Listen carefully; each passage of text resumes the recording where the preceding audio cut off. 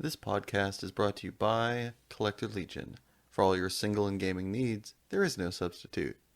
And if you're lucky enough to find yourself in LA with time to play, check them out for the best in-person gaming experience this side of the Pro Tour.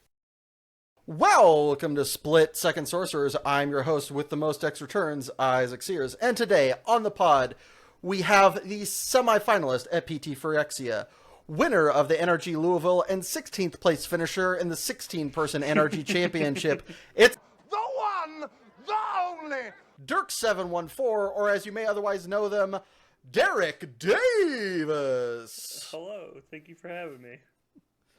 Well, as we don't have much of your time, let's get right into the nitty-gritty. What's the most difficult match of Magic you've ever won?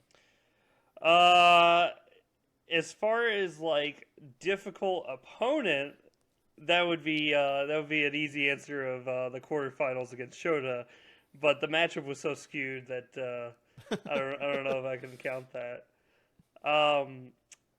Most difficult match of Magic.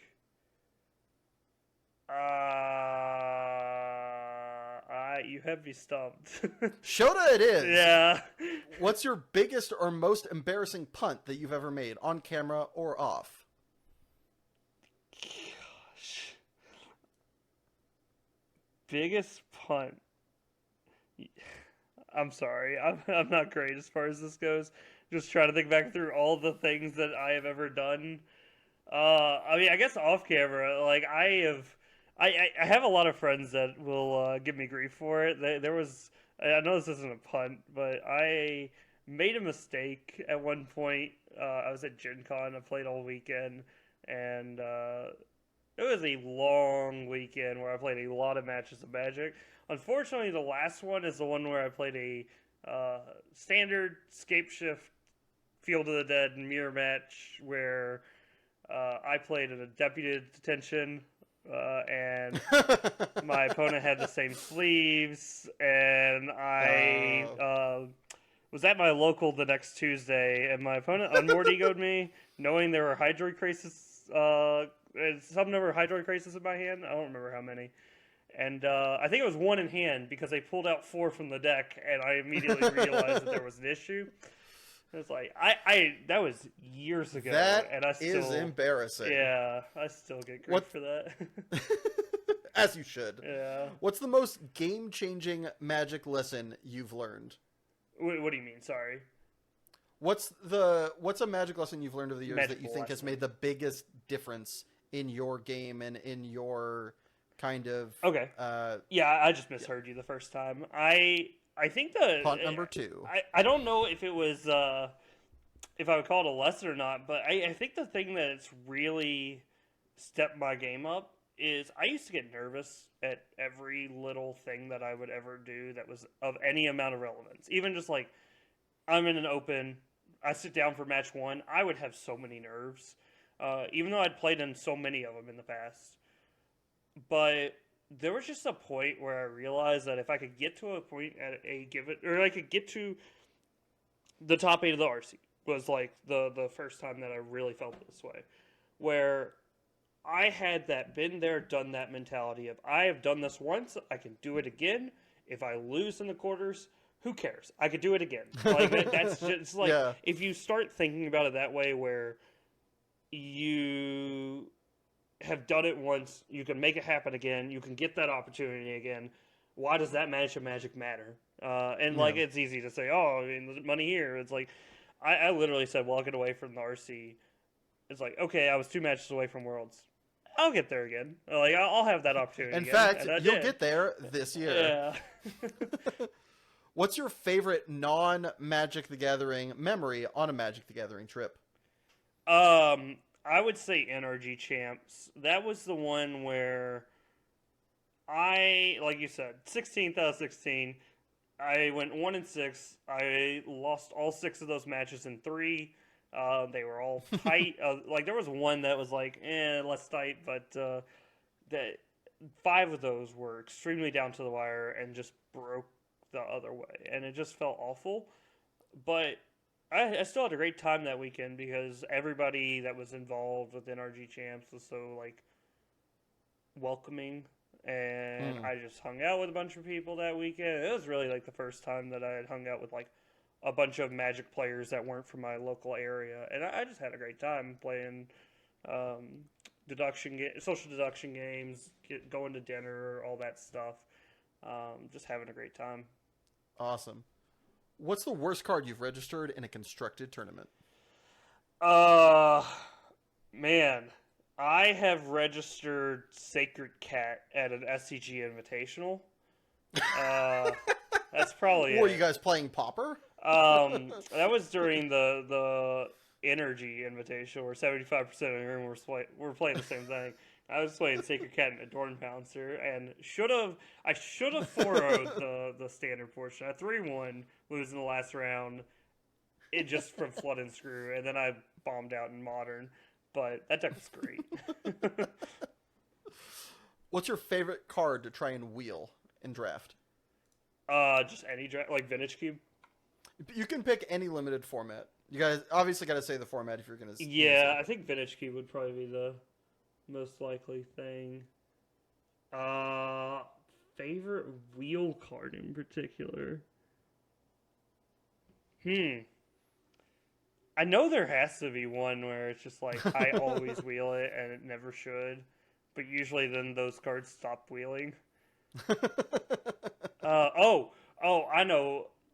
During Lord of the Rings, I would always have Battlescarred Goblin Wheel, and I drafted a ton of that card, and I was always about like just taking the 2-drops and just going aggro, and I have like 20, I think I have like 80 Battlescarred Goblins on my Moto account, and the next highest card is like 60 out of Lord of the Rings. And I know it's not like the best common or anything like that, but it was just always like floating around. But baby, it came home to me. Because it just attacks so well.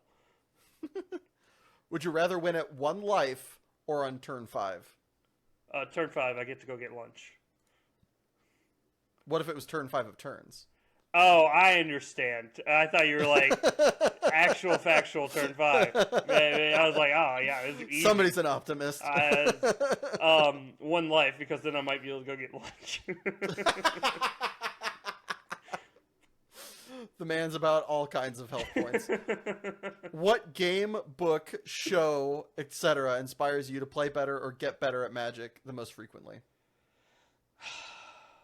I don't know. I don't know if there is one for me, honestly. Like, I have just been a competitor.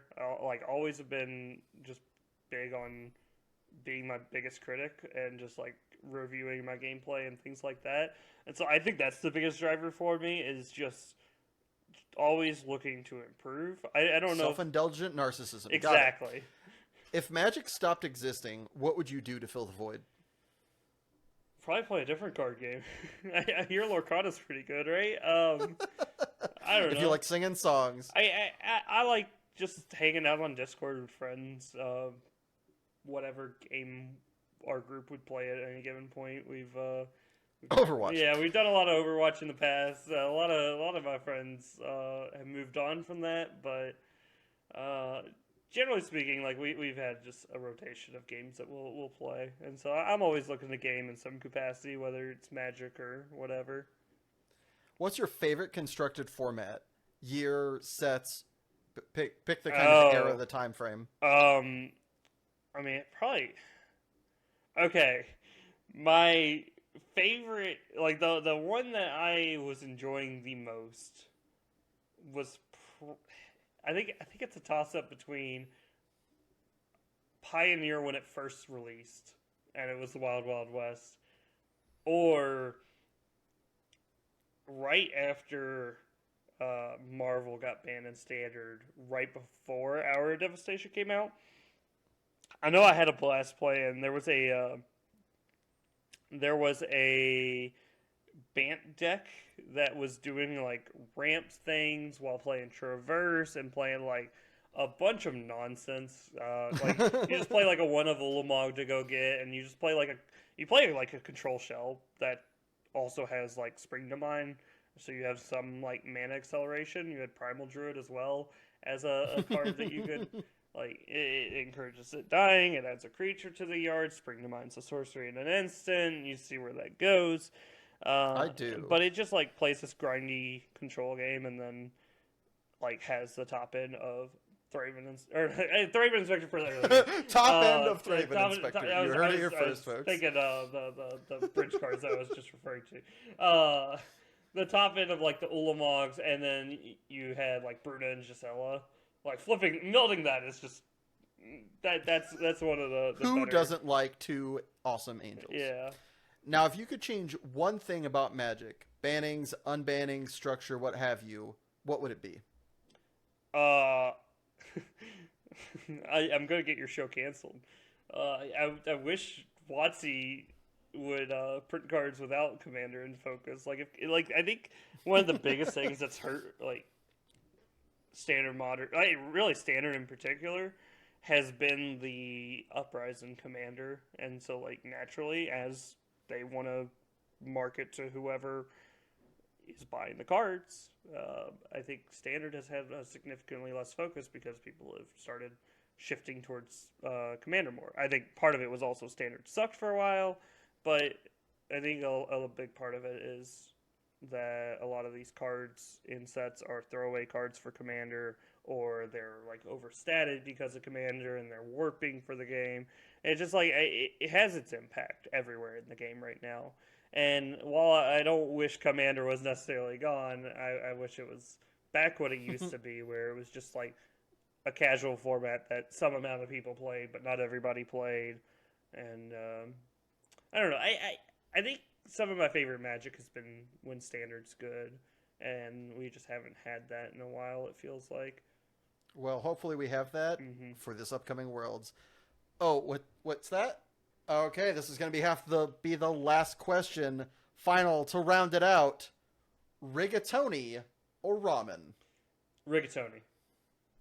That was a lot fast. This man knows what he's about. He likes them curly noodles. Yeah, absolutely. Now, as we come to a close here, where can the good people find you or your content? I'm on Twitter at MTG_Derrick. I've streamed in the past, probably not going to anytime soon, but if I do start it up, it'll be linked on my Twitter, but it's twitch.tv/Derrick_Davis. I think that's about it. I'm not really too much on social media. I'll post on Twitter every once in a while, especially tournament results, but I'm not too connected. All right, buddy. What's the next big tournament that people should be watching for you, rooting for you at? I guess Worlds. I guess that counts as a major one. I guess, he says. I guess. Be teaming up with some scrubs. Yeah. It'll All be a right. fun time. My friend, always a pleasure, always an experience. Everybody, the lovely Derrick Davis. Thank you.